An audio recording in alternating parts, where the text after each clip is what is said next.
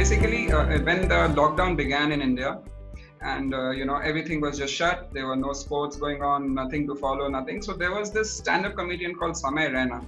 He started streaming chess on YouTube. Okay. And suddenly we see everybody hopping on, and then the guy who shared the article, Agad Mehta, he's like the number one chess streamer in the world. He came onto Samay's channel and they did a collaboration, and that's how it started. Yeah. And then there were like many other stand-up comedians who got interested in it, and they started streaming chess. And when the chess grandmasters in India saw this, that there is an audience for chess streaming in India, they hopped onto the bandwagon and they also started streaming chess. But now the thing is, they didn't really know how to stream. They are not technical guys. They are just into their chess. They are not really into this. So that's how I got connected to a few of them, and then I was basically teaching them how to use OBS, and I was like setting up their overlays and working on their online presence and social media presence, and I was just basically helping with everything. That's how I got introduced to the chess team.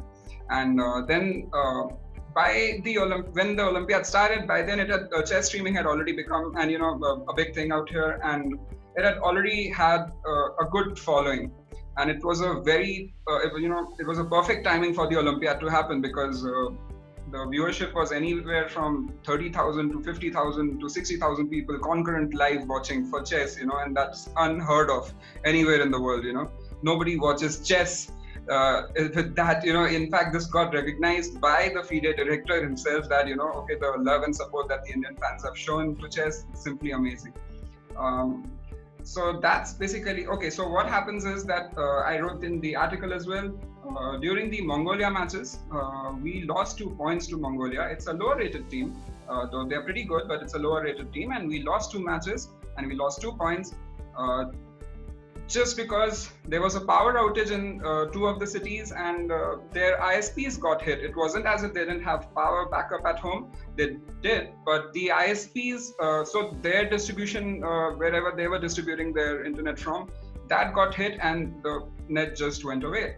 And they also had backup internets. That's also not a problem. They had a wireless 4G device which they could have connected to. But by the time you switch over to that device, you basically lose on time, because you are losing precious seconds. So when we lost to Mongolia, we managed to go through the round. It wasn't as if we lost that round. We did lose that round, but we managed to qualify for the quarterfinals. When we qualified for the quarterfinals, and there was like a gap in between, that's when I connected with the vice captain of the team. And the vice captain was basically who was coordinating everything, because the captain was busy with other things. So the vice captain was, busy coordinating stuff, and GM Srinath, he was basically coordinating stuff with the team, sorting out all the issues that they were having, and all of that basically. So I got connected to him, and they had already heard of Speedify by then.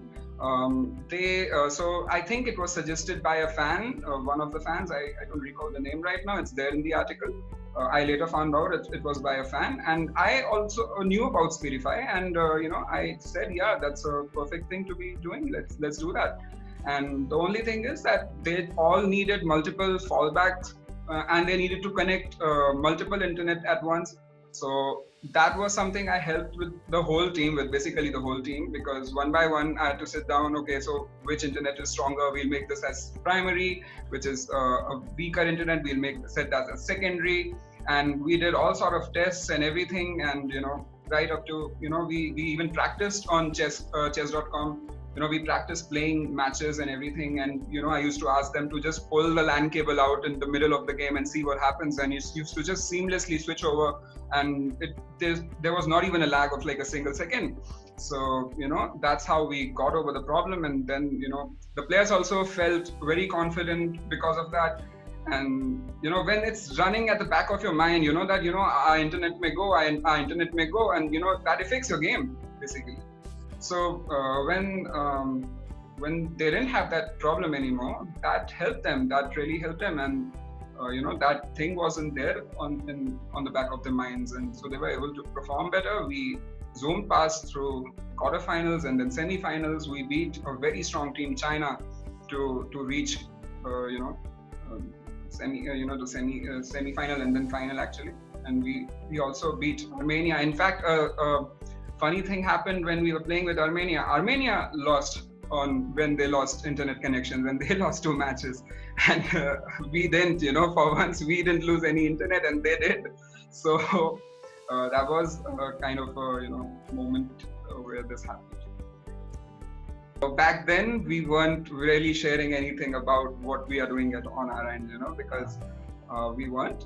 It wasn't as if, that it's something that was so hidden that, it will not be available or anything, but it's just, I don't know, the team just wanted not to share this. So you felt a little like it was your secret sauce. Yeah, kind of. You can say that. Yeah, you can. Yeah. It was not something that we were doing something special or something, but yes, it was like, we have implemented it. Maybe even they implemented it. We didn't know about it. We were like, why should we be giving solutions at least till the tournament is ending? Once the tournament has ended, it's a different thing altogether. Then we can obviously, we had to tell people that what we did.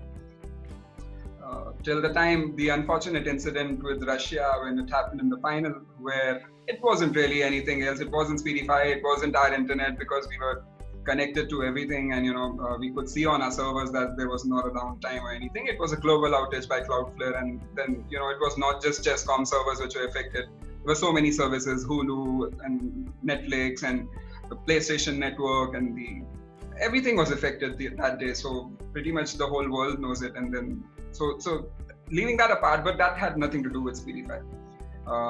But yeah, that's how we won the championship, and we were joint winners with Russia.